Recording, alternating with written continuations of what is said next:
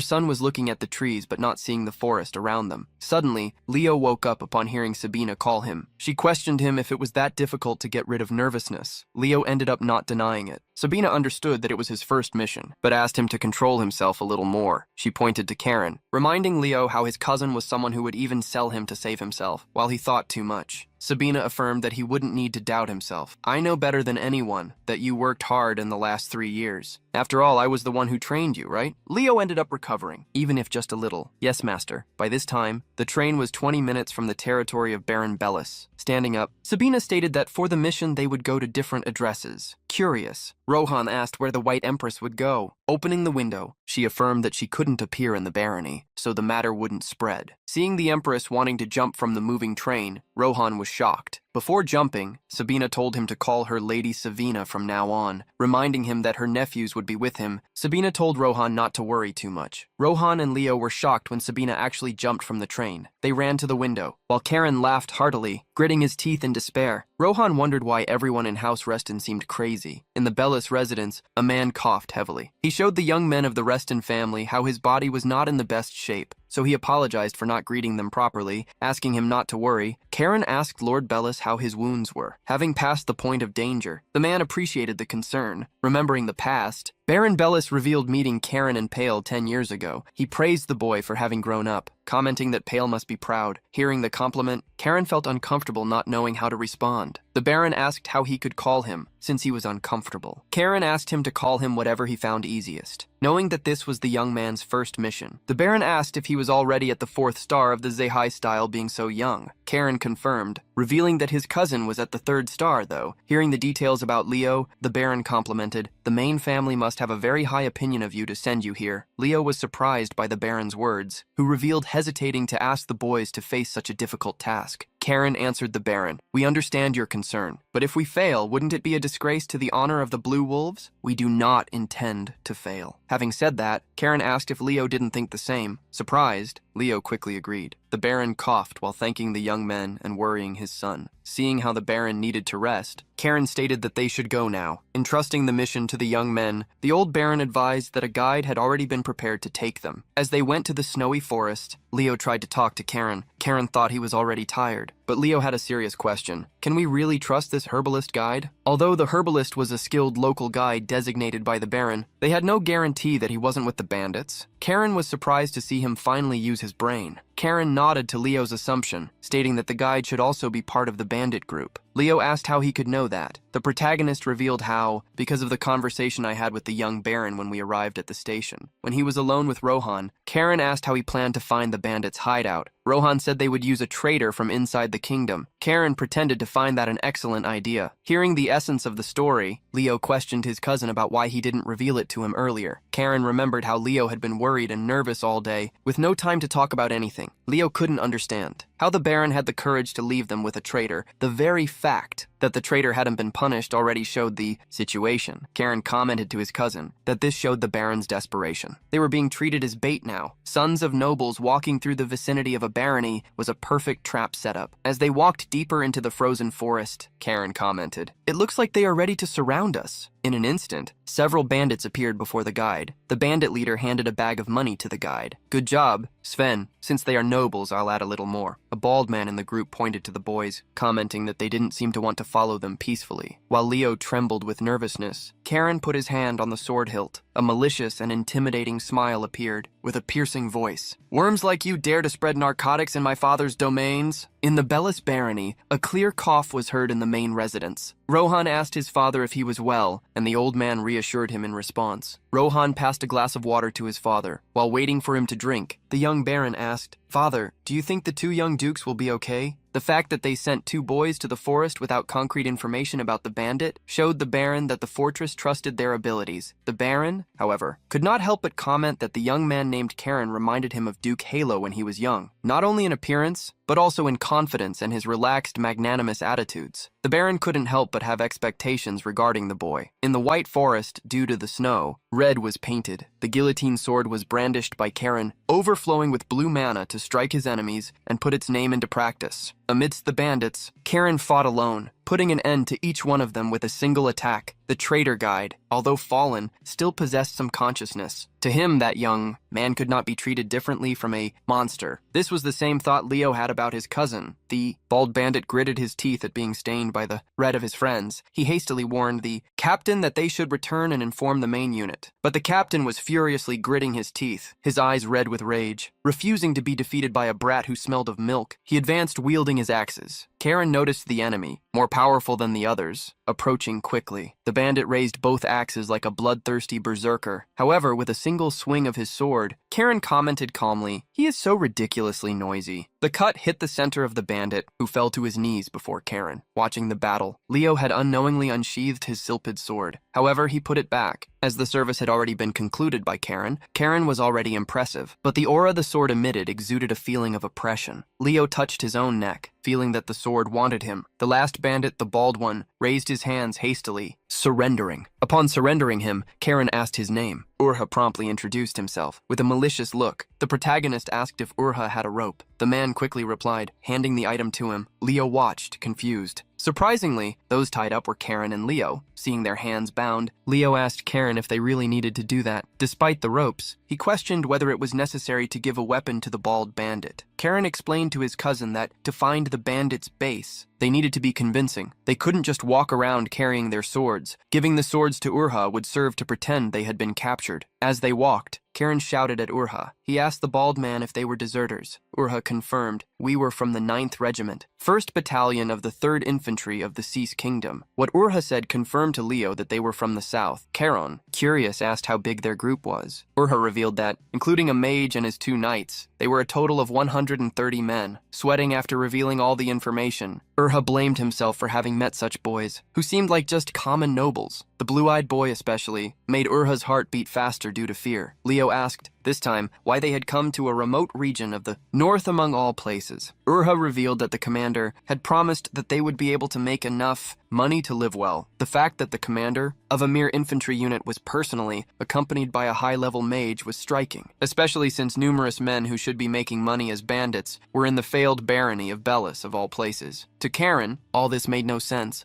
Upon arriving at an area, Urha stopped, warning the boys that they were close to the camp. Karen, however, wanted to be sure with his own eyes. Guarding the camp, a bandit saw Urha return. From the watchtower, he shouted, "Did you bring guests, Urha?" The bald man promptly told him to shut up. However, the man in the tower asked where the others were. Next to him, another questioned whose swords Urha was carrying. With an irritated voice, Urha replied, "Can't you see? I captured these noble brats. Don't look at them because they are mine." The rest of the companions are chasing the guards who were with them and managed to escape. With Urha's request, one of the guards in the watchtower ordered the gates opened. When Urha entered through the wooden walls, some companions asked if he would be happy to be praised by the chief for the first time. Others in the corner complained, stating that Urha could have brought the brats to the camp later, already irritated by the situation. Urha kept telling them to shut up. Meanwhile, Karen followed him, observing the surroundings. Karen felt the calmness in Urha, but above that, he felt a great power coming from somewhere. Urha suddenly began to shiver while sweating. Karen realized that the guillotine sword itself was reacting. Leo approached his cousin. Further ahead, they could see crows tied to wooden posts. Surprised to see them, they were even more shocked to realize that in the middle of the posts, there was a red magic circle that used the sacrifices for black magic conjuration. From the magic circle, a dark energy began to rise. Karen hastily told Urha to cut the ropes and hand him the sword. Holding the guillotine, the protagonist ordered Leo to take his own sword. Karen knew they would need them very soon. Before Leo could understand what Karen was saying, skeletons appeared, summoned from the magic circle. Urha was startled to see the monsters. At least a dozen skeletons with swords and shields emerged from the magic circle. A voice echoed, laughing, "The guests went to the magic circle on their own? What a blessing." In the surrounding houses, several men with bows and arrows pointed at Karen and Leo. Amidst them was the captain, who looked at the young nobles with contempt. Karen looked around, but there was no sign of the dark mage. He was probably hiding while maintaining the conjuration. Suddenly, Karen raised the sword, pointing it at Urha. "If you attack us, I will attack him too. Is that all right with you?" Karen commanded the actions, startling Leo to see that he had completely abandoned the honor of the nobles. Faced with the threat, the bandit leader fell silent, surprised to see a noble using a hostage, when he should be the most honorable of all. Karen lightly pressed the sword against Urha and asked the bandits if they really needed to be honorable. Losing the argument, the bandit leader changed the tone of the conversation. "You are amusing, but you are wrong. A worthless hostage is useless. This bald man is worth nothing. Do what you want with him." Urha was surprised by the chief's shout. Seeing how useless Urha was, Karen cursed him, making him apologize. Surrounded, Leo asked Karen if he had a plan, smiling. The protagonist confirmed and revealed, "All we need to do is take down their commander." Upon seeing the blue mana, the bandit leader was surprised. Karen made a request to Leo. "Cousin, I'll leave the skeletons to you." Leo didn't understand the request, but upon seeing Karen violently overflowing with blue mana, he realized that he wanted to defeat the bandit commander personally. Like the flow of a river, Karen advanced. Leo shouted for him, but a skeleton attacked him. Reacting quickly, Leo blocked the enemy's axe while wondering what his cousin was doing. He didn't believe he could handle so many skeleton soldiers alone. Seeing the boy advance, the bandit leader ordered the archers to shoot. However, Karen was already too close. Activating the third style of the Harang sword, a wave-shaped cut hit the archers next to the captain, making them drop their bows and their own arms. Karen jumped towards the captain, who cursed him, bothered by the bandit's noise. Karen brandished the sword. The cut appeared like a sharp wave, tearing the enemy's glove. The man fell to his knees on the ground, screaming in pain. Karen warned him, stating that he should have attacked sooner. Remembering that the Blue Sea Fortress did not have the strength to face other territories, the bandit asked why they were there. Karen did not mind hiding it. "The barony is close to my father's territory, but don't worry, you will live. You will be taken to the fortress." From where he was, Karen saw Leo dealing well with the skeletons and complimented him. Leo's sea wave sword crushed the skeletons before Karen's eyes. Suddenly, the bandit leader scoffed. "Do you think you will leave here safely?" Snorting, Karen asked his name. The bandit revealed himself to be Michael Knox. As soon as he heard the name, Karen attacked his knee to prevent him from walking. Michael screamed in pain, which made the archers aiming at Karen pull the bowstrings even further. Karen laughed, pushing the sword. "Order your men to lower their bows." Michael hastily obeyed, overcome by fear of the boy. He couldn't believe he had lost to 2 boys, but he awaited the arrival of other people, some they wouldn't be able to deal with. Even being members of House Rest and Karen, however, could see in Michael's eyes that he was planning something. He knew the bandit was counting on the mage who had summoned the skeletons. Scoffing, Karen asked if he really thought Reston would send only 2 children. As soon as Leo defeated the skeletons, an explosion echoed at the camp entrance. The gate had been knocked down. Entering the camp, a woman was carrying someone by the hair. Sabina was carrying the captured mage, or at least his head. As soon as she entered the camp, Sabina called out to Karen and Leo, "You lost the most crucial evidence. You failed the mission." Irritated, Karen took it out on Michael with a kick, throwing Michael down the stairs. He asked Sabina if she had liked the method she used. Sabina gave them credit for the strategy to enter the camp. The intelligence matched someone from House Reston. However, she reminded them that she would deduct some points for having thought of using a hostage. While what was left of the mage and Michael met, Karen approached, being questioned by Sabina about why he chose to use a hostage plot. The protagonist revealed wanting to attack where they least expected it. No one would imagine that nobles would take hostages. Surprised, Urha agreed with Karen, he himself not understanding the reason. With everything unfolding that way, Sabina couldn't help but comment, "Karen, I've never seen you like this. A complete lunatic." Smiling, the protagonist simply thanked her. Looking at the bandit leader, Sabina stated that they would return to the fortress, as she had questions to ask. Upon hearing Sabina's orders, Michael Knox realized he was in much bigger trouble than he had imagined, as all the Restons were crazy.